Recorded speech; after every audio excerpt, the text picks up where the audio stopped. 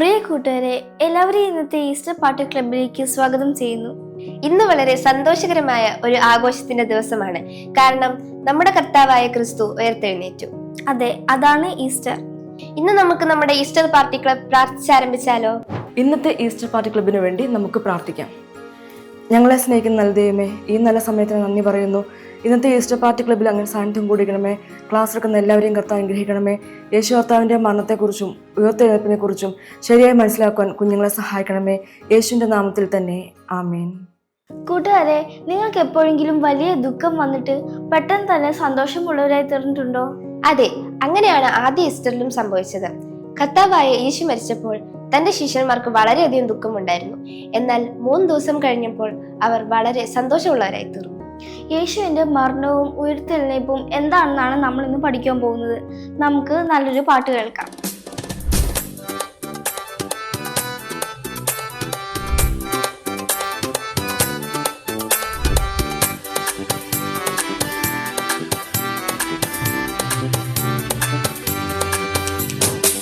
ക്രൂശിലെനിക്കായി മരിച്ച യേശു ഉയർത്തു ജീവിക്കുന്നു. ക്രൂശിലെനിക്കായി മരിച്ച യേശു ഉയർത്തു ജീവിക്കുന്നു. എൻ പാപം പോക്കുവാൻ തൻ ജീവൻ തന്നല്ലോ, അവനായി ഞാൻ പാടിടുമേ. എൻ പാപം പോക്കുവാൻ തൻ ജീവൻ തന്നല്ലോ, അവനെ ഞാൻ പുകഴ്ത്തിടുമേ. മരണത്തെ ജയിക്കുവാൻ മന്നീതിൽ വന്നല്ലോ, അവനായി ഞാൻ പാടിടുമേ. മരണത്തെ ജയിക്കുവാൻ മന്നീതിൽ വന്നല്ലോ, അവനെ ഞാൻ പുകഴ്ത്തിടുമേ. യേശു ജീവിക്കുന്നു,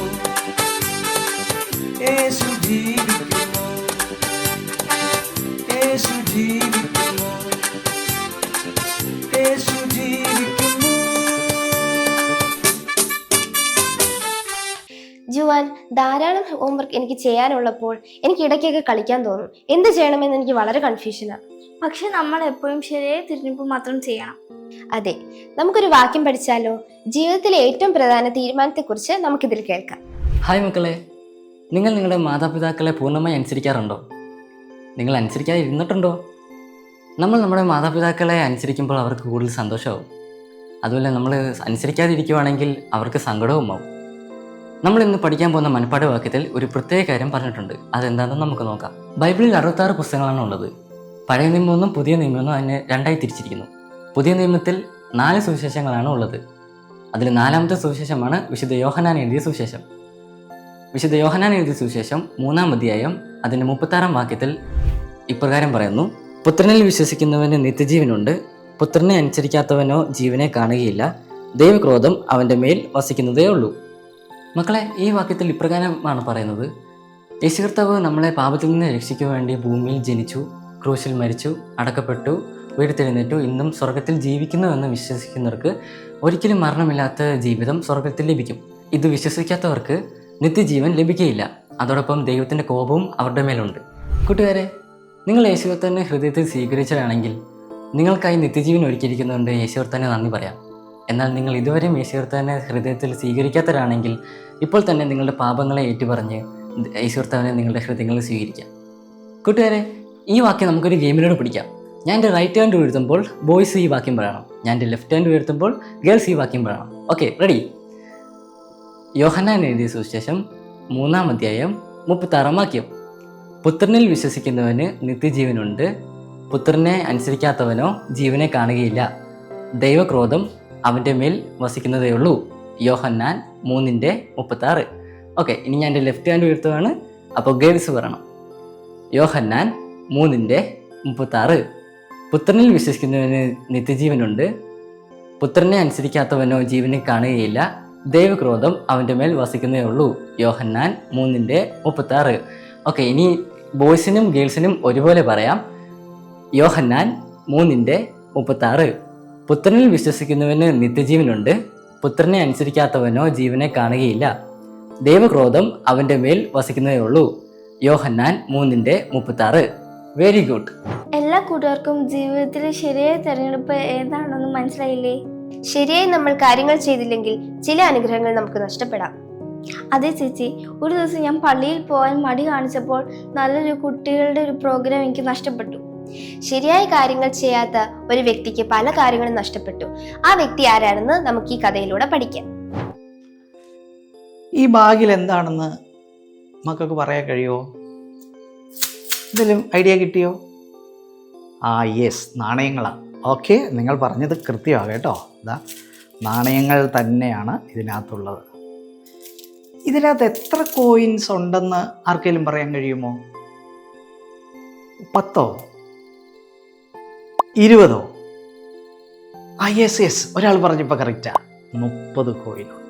ഓക്കെ, 30 കാശാണ് ഇതിനകത്തുള്ളത്. ഇത് നിങ്ങൾക്ക് കിട്ടിയ ഇഷ്ടമായിരിക്കും അല്ലേ? എന്നാൽ ഇതുപോലെ കുറച്ച് പൈസ സമ്പാദിച്ച ആൾ അത് അദ്ദേഹത്തിന് പിന്നീട് അത് ഉപകാരപ്പെട്ടില്ല. അദ്ദേഹത്തിന് ആ പൈസ എന്ത് ചെയ്തേണ്ടി വന്നു എന്നറിയോ? ഇതേപോലെ അദ്ദേഹം അത് വലിച്ചൊരൊറ്റ എറിഞ്ഞ് അത് ചെതറി അങ്ങ് പോയി. ആരാണിങ്ങനെ ചെയ്തത്, എന്തിനാണിങ്ങനെ ചെയ്തതെന്ന് നമ്മുടെ ഇന്നത്തെ ഈ പ്രത്യേക ക്ലാസ്സിലൂടെ കേൾക്കാൻ പോവാം. യഹൂദന്മാരുടെ ഒരു പെരുന്നാളാണ് പെസഹ പെരുന്നാൾ. ആ പെരുന്നാളിന് യേശുവിൻ്റെ ശിഷ്യന്മാരും യേശുവും കൂടി ആ പെരുന്നാൾ ആഘോഷിക്കാൻ അവർ ഒരുമിച്ച് കൂടിയ സമയത്ത് താൻ തിരഞ്ഞെടുത്ത ഈ 12 പേരെയും കൊണ്ടാണ് യേശു കർത്താവ് ഈ പെരുന്നാൾ ആഘോഷിക്കാൻ ഒരുമിച്ച് കൂടി ഒരു മുറിയിലിരുന്നത്. എന്താണെന്നറിയോ പെസഹ? പണ്ട് ദൈവം ഈജിപ്തിൽ നിന്ന് ഇസ്രായേൽ മക്കളെ മോശയുടെ നേതൃത്വത്തിൽ വിടുവിച്ചു. അന്ന് അവർക്ക് പുളിപ്പില്ലാത്ത അപ്പത്തിൻ്റെ പെരുന്നാൾ, യഹോവയുടെ പെസഹ എന്ന് പറഞ്ഞൊരു പെസഹയുണ്ട്. അപ്പോൾ യേശുവിൻ്റെ സമയത്തും അവരത് ഒരുമിച്ച് ആഘോഷിക്കുകയായിരുന്നു. ആ ആഘോഷം നടക്കുന്ന സമയത്ത് യേശുവിൻ്റെ കൂടെ നടന്ന 3.5 വർഷം ഒരുമിച്ച് നടന്ന യേശുവിൻ്റെ ഏറ്റവും അടുത്ത ഫ്രണ്ട്സായിരുന്നു യേശുവിനോട് കൂടെ, ശിഷ്യന്മാരായിരുന്നു കൂടെ. എന്നാൽ അതിലൊരാൾ യേശുവിൻ്റെ യഥാർത്ഥ സ്നേഹിതനല്ലായിരുന്നു. അദ്ദേഹം യേശുവിൻ്റെ ഒരു ശിഷ്യനാണെന്ന് നടിക്കുക മാത്രമേ ചെയ്തേ. അദ്ദേഹം എന്ത് ചെയ്തു എന്നറിയാമോ? യേശുവിനെ ഒറ്റുകൊടുക്കാൻ യേശുവിനെ എതിരായിട്ട് നിന്ന മതനേതാക്കളുമായിട്ട് കൂടിയാലോചിച്ചിരുന്നു. എന്നാൽ യേശു കർത്താവിന് ഈ കാര്യങ്ങൾ അറിയില്ല എന്ന് നിങ്ങൾക്ക് തോന്നുന്നുണ്ടോ? യേശുവിനറിയാം. നമ്മൾ മനസ്സിൽ ചിന്തിക്കുന്ന എല്ലാ കാര്യങ്ങളും രഹസ്യങ്ങളും യേശു കർത്താവിനറിയാം.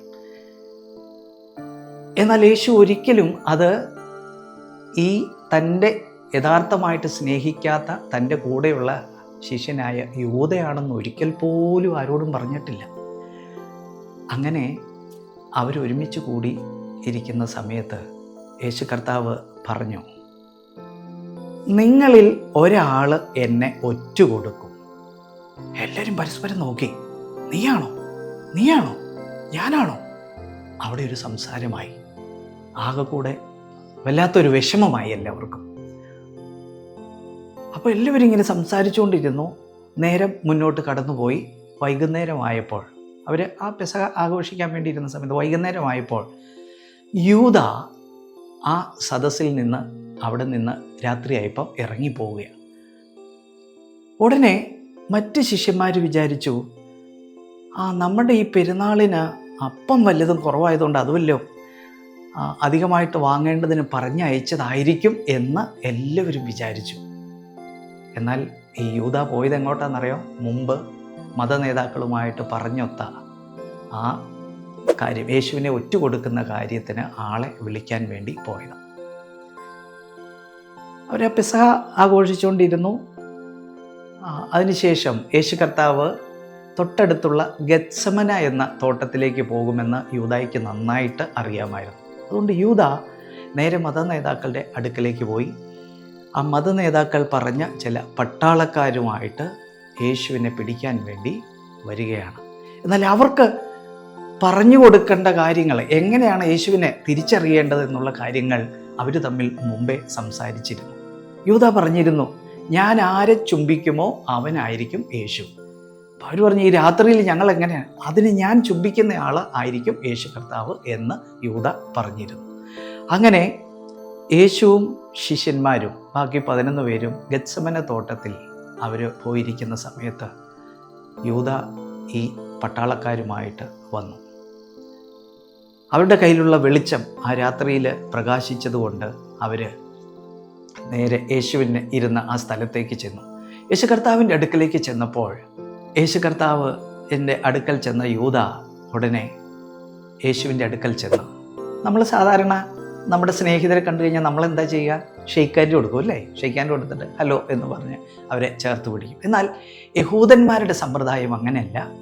അവർ തൻ്റെ സ്നേഹിതന്മാരെ കാണുമ്പോൾ അവർ ചേർത്ത് ഹഗ് ചെയ്ത് പിടിച്ച് കവിളിൽ ചുംബനം കൊടുക്കും. അപ്പോൾ യേശു കർത്താവിൻ്റെ അടുക്കൽ വന്ന യൂദ യേശു കർത്താവിനെ കെട്ടിപ്പിടിച്ച് കവിളിൽ ചുംബനം കൊടുത്തപ്പോൾ യേശു കർത്താവ് യൂദായോട് ചോദിച്ചു, യൂദായെ, നീ മനുഷ്യപുത്രനെ ചുംബനം കൊണ്ടോ അവൻ്റെ ശത്രുക്കൾക്ക് കാണിച്ചു കൊടുക്കുന്നേ? ഇങ്ങനെ തൻ്റെ ഉറ്റ സ്നേഹിതനായ യേശുവിനെ ചുംബനം കൊണ്ട് യൂദ ഒറ്റിക്കൊടുക്കുന്നത്, അതിനെക്കുറിച്ച് നിങ്ങൾ എന്തു പറയുന്നു? ശരിയല്ല അല്ലേ? അത് പാപമാണ്.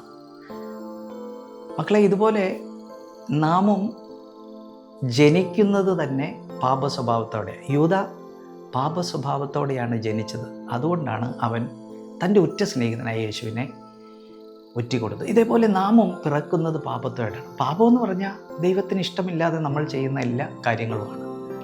ദൈവത്തിൻ്റെ പുസ്തകം പറയുന്നു, റോമർ 3:23 പറയുന്നു, ഒരു വ്യത്യാസവുമില്ല, എല്ലാവരും പാപം ചെയ്തു എന്നാണ് പറയുന്നത്.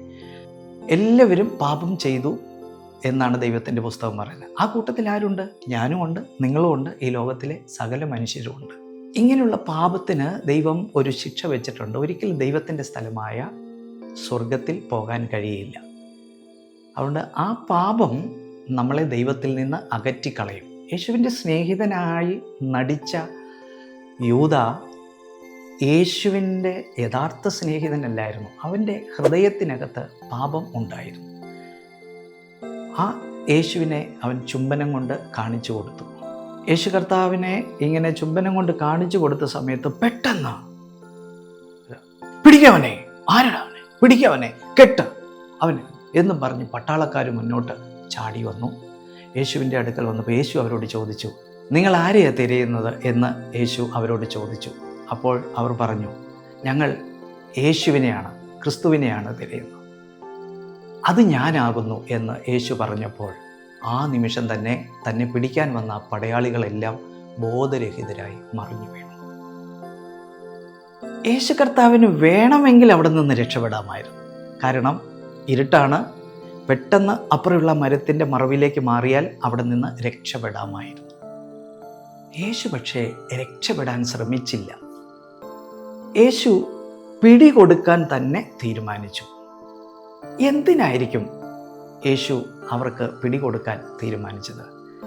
അവർക്കറിയത്തില്ലാത്ത, നമുക്കും അറിയില്ലാതിരുന്ന ആ ഒരു കാര്യം ദൈവം അത് നിശ്ചയിച്ചതായിരുന്നു. എന്തിനാണെന്നറിയാമോ? ദൈവം അതിൻ്റെ മുന്നിൽ വലിയൊരു ഉദ്ദേശം വെച്ചിട്ടുണ്ടായിരുന്നു. ദൈവം നമ്മളെല്ലാവരെയും അധികമായിട്ട് സ്നേഹിച്ചു. അതുകൊണ്ട് യേശു കർത്താവ് നമുക്ക് വേണ്ടി മരിക്കണമെന്നുള്ളത് ദൈവത്തിൻ്റെ ഒരു പദ്ധതിയായിരുന്നു.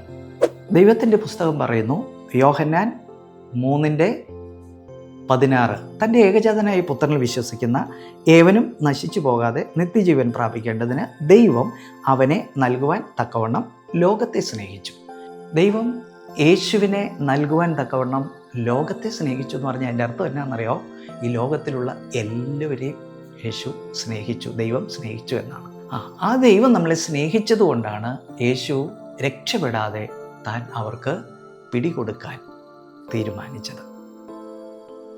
അവർ യേശുവിൻ്റെ കയ്യിൽ വിലങ്ങിട്ട് അവിടെ നിന്ന് യേശുവിനെ നേരെ ആ രാത്രിയിൽ തന്നെ നേരെ മത നേതാക്കന്മാരുടെ അന്നത്തെ മഹാപുരോഹിതനായ കയ്യഫാസിൻ്റെ സന്നിധിയിലേക്ക് യേശുവിനെ കൊണ്ടുപോയി വിചാരണയ്ക്കായിട്ട്. യൂദ അവരെ അനുഗമിച്ചു. മറ്റ് ശിഷ്യന്മാരെല്ലാം ആ സമയത്ത് ചിതറി ഓടിപ്പോയി. അവരാരും യേശുവിൻ്റെ കൂടെ ഇല്ലായിരുന്നു. യൂദ പതുക്കെ യേശുവിനെ അനുഗമിച്ചു അങ്ങോട്ടുകൊണ്ട്. യൂദ ഒരുപക്ഷെ ഇങ്ങനെ ചിന്തിച്ചായിരുന്നെങ്കിൽ, യേശു ഒത്തിരി അത്ഭുതങ്ങളൊക്കെ ചെയ്തതാണ്, അത് ഞാൻ നേരിൽ കണ്ടിട്ടുണ്ട്. യേശുവിന് ഒരുപക്ഷെ ഏതെങ്കിലും ഒരു അത്ഭുതമൊക്കെ കാണിച്ച് അവിടെ നിന്ന് രക്ഷപ്പെടാൻ പറ്റും. എനിക്ക് ഈ പൈസ എൻ്റെ കയ്യിലുമാകും, അവരോട് വാങ്ങിയ 30 വെള്ളിക്കാശ് എൻ്റെ കയ്യിലുമാകും, യേശു എങ്ങനെയും രക്ഷപ്പെടും എന്ന് ഒരുപക്ഷെ യൂദ അതുപോലെ ചിന്തിച്ചിട്ടുണ്ടാവാം. അതുകൊണ്ട് യേശു എങ്ങനെയും രക്ഷപ്പെടും എന്ന് അവൻ കരുതി കാണും. അവൻ ചെയ്ത ആ തെറ്റിനെ ന്യായീകരിക്കാൻ അവൻ ഒരുപക്ഷെ ഇതേപോലെ ചിന്തിച്ച് കാണും.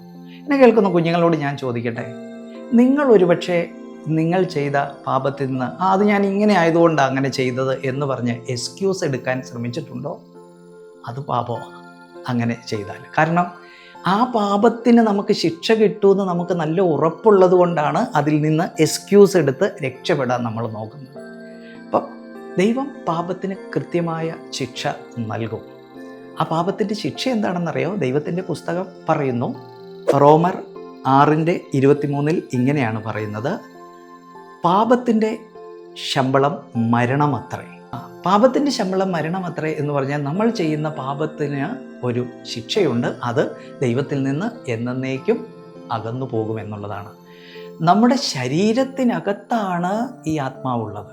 അതുകൊണ്ട് എന്ത് ചെയ്യുമെന്നറിയോ? നമ്മളുടെ ആത്മാവ് ദൈവത്തിൽ നിന്ന്, നമ്മൾ ദൈവത്തിന് പാപം ചെയ്തു കഴിയുമ്പോൾ നമ്മുടെ ശരീരം മരിച്ച് മാറിപ്പോകുന്നത് പോലെ തന്നെ നമ്മൾ ദൈവത്തിൽ നിന്നും മാറിപ്പോകും.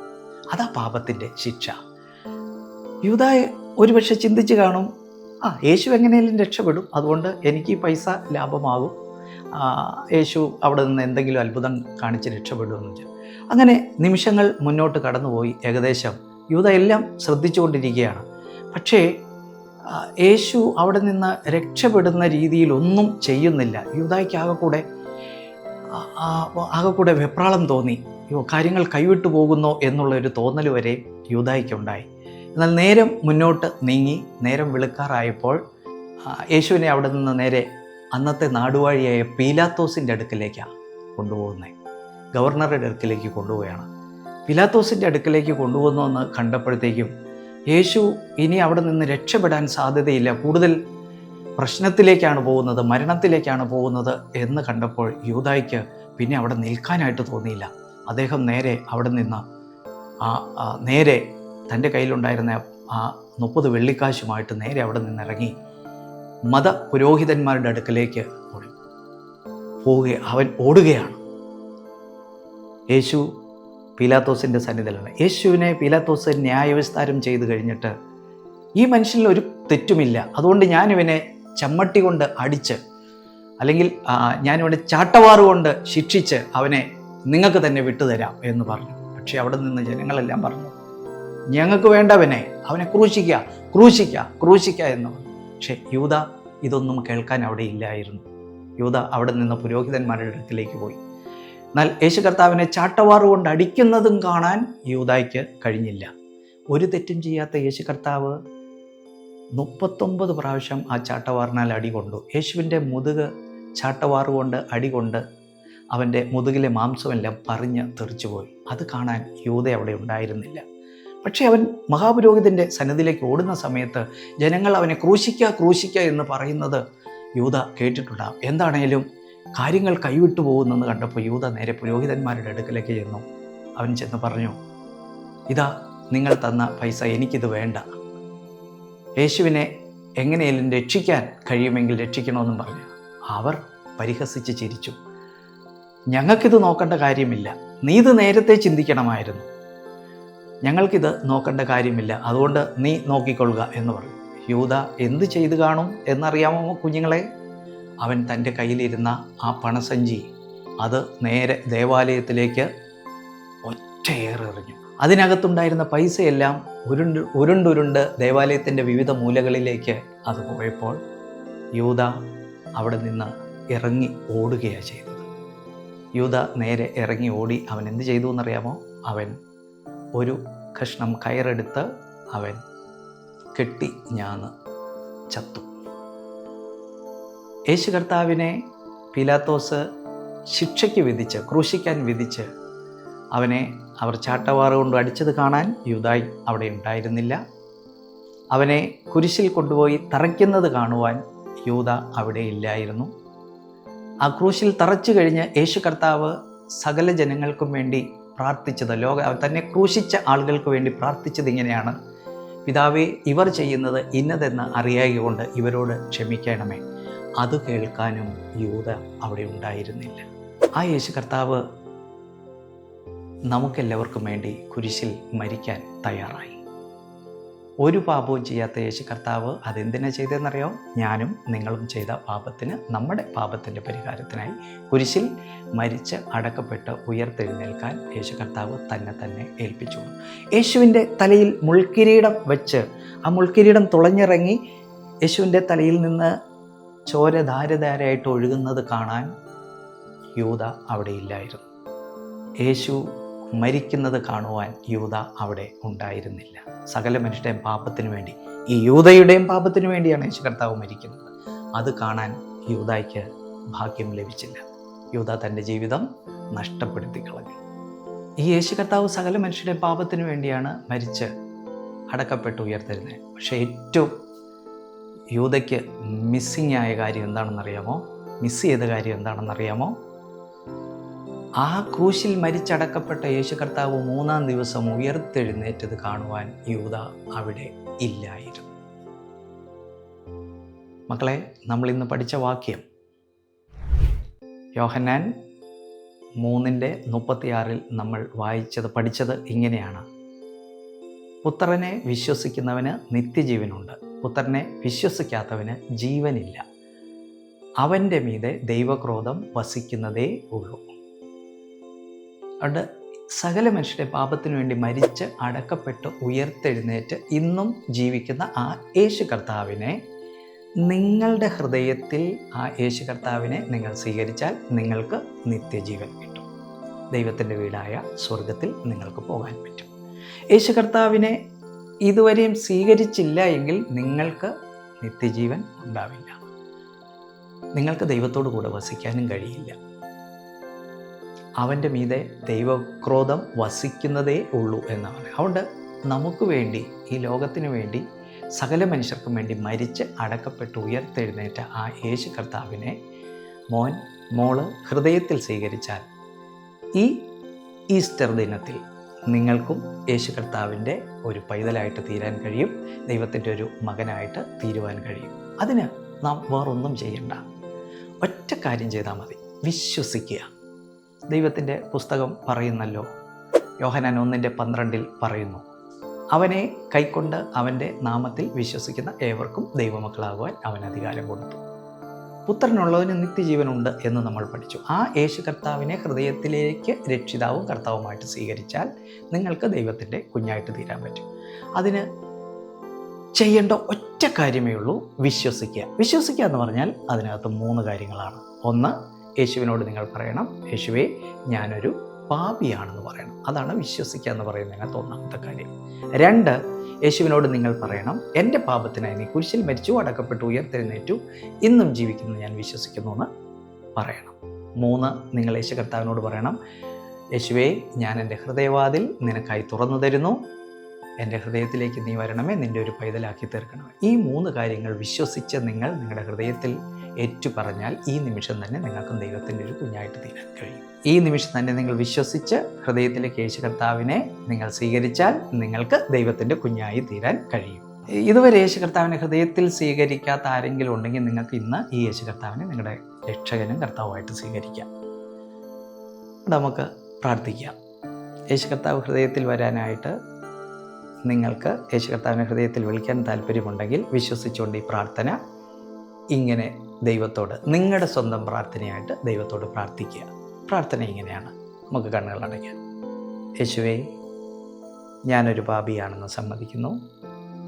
എൻ്റെ പാപത്തിനായി നീ കുരിശിൽ മരിച്ചു, അടക്കപ്പെട്ടു, ഉയർത്തെഴുന്നേറ്റ് ഇന്നും ജീവിക്കുന്നെന്ന് ഞാൻ വിശ്വസിക്കുന്നു.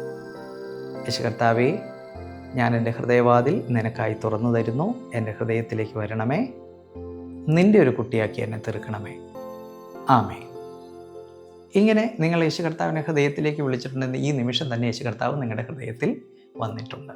ആ യേശു കർത്താവിൻ്റെ ഒരു കുഞ്ഞായിട്ട് ജീവിക്കുക. ദൈവം തരുന്ന ഏറ്റവും വലിയൊരു പ്രോമിസ് ഉണ്ട്. അങ്ങനെ യേശു കർത്താവിനെ ഹൃദയത്തിൽ സ്വീകരിക്കുന്നവരോട്, ഞാൻ നിന്നെ ഒരു നാളും കൈവിടുകയില്ല, ഉപേക്ഷിക്കുകയില്ല. എബ്രായർ 13:5 അങ്ങനെയാണ് യേശു കർത്താവ് തരുന്ന ഒരു ഗ്രേറ്റ് പ്രോമിസാണ്. ഓക്കെ, ഒന്നുകൂടെ ഞാൻ പറയാം, ഞാൻ നിന്നെ ഒരു നാളും കൈവിടുകയില്ല, ഉപേക്ഷിക്കുകയില്ല. അതുകൊണ്ട് ഈസ്റ്റർ ദിനത്തിൽ ഈ യേശു കർത്താവ് നമ്മുടെ ഹൃദയത്തിൽ വന്ന കുഞ്ഞുങ്ങളായി ജീവിക്കുവാൻ, യേശു കർത്താവിൻ്റെ പൈതലായിട്ട് ജീവിക്കുവാൻ ദൈവം നമ്മെ സഹായിക്കട്ടെ. ദൈവം എല്ലാവരെയും അനുഗ്രഹിക്കുമാറാകട്ടെ. കൂട്ടുകാരെ, ഈ ഈസ്റ്റർ പാർട്ടി ക്ലബ് നിങ്ങൾക്ക് ഏറ്റവും പ്രയോജനപ്പെട്ടു എന്ന് ഞങ്ങൾ വിശ്വസിക്കുന്നു. യേശു കർത്താവിൻ്റെ ക്രൂശ് മരണത്തെയും ഉയർപ്പിനെയും കുറിച്ച് നിങ്ങൾക്ക് മനസ്സിലാക്കുവാനും നിങ്ങൾക്ക് യേശു കർത്താവിൻ്റെ കുഞ്ഞുങ്ങളായി തീരുവാൻ ഇടയാവുകയും ചെയ്തുകൊണ്ട് നമുക്ക് നന്ദി പറഞ്ഞ് പ്രാർത്ഥിക്കാം. ഞങ്ങളെ സ്നേഹിക്കുന്ന വാഴ്ത്തപ്പെട്ട സ്വർഗീയ പിതാവായ ദൈവമേ, അങ്ങ് ഞങ്ങൾക്ക് വേണ്ടി ക്രൂശിക്കപ്പെട്ടതും ഉയർന്നേറ്റതിനെ പറ്റിയും മനസ്സിലാക്കുവാൻ ഇന്ന് കർത്താവ് സഹായിച്ചതുകൊണ്ട് ഞങ്ങൾ അങ്ങേക്ക് നന്ദി കരയേറ്റുന്നു. യേശു കർത്താവിൻ്റെ കുഞ്ഞുങ്ങളായി തീരുവാൻ ഈ പ്രിയപ്പെട്ട കുഞ്ഞുങ്ങൾക്ക് ഇടയായി തീർന്നതുകൊണ്ടും നന്ദിയോടെ സ്തോത്രം ചെയ്യുന്നു. കർത്താവിൻ്റെ വചനപ്രകാരം വളർന്നു വരുവാൻ ഈ കൂട്ടുകാരെല്ലാവരെയും കർത്താവ് സഹായിച്ച് അനുഗ്രഹിക്കണമേ. ഈ ഈസ്റ്റർ പാർട്ടി ക്ലബ്ബിൽ ക്ലാസ്സുകളെടുത്ത എല്ലാ ടീച്ചേഴ്സിനെയും കർത്താവ് സഹായിക്കുകയും അനുഗ്രഹിക്കുകയും ചെയ്തതിനായിട്ട് നന്ദിയോടെ സ്തോത്രം. എല്ലാം യേശുവിൻ്റെ നാമത്തിൽ തന്നെ. ആമേൻ.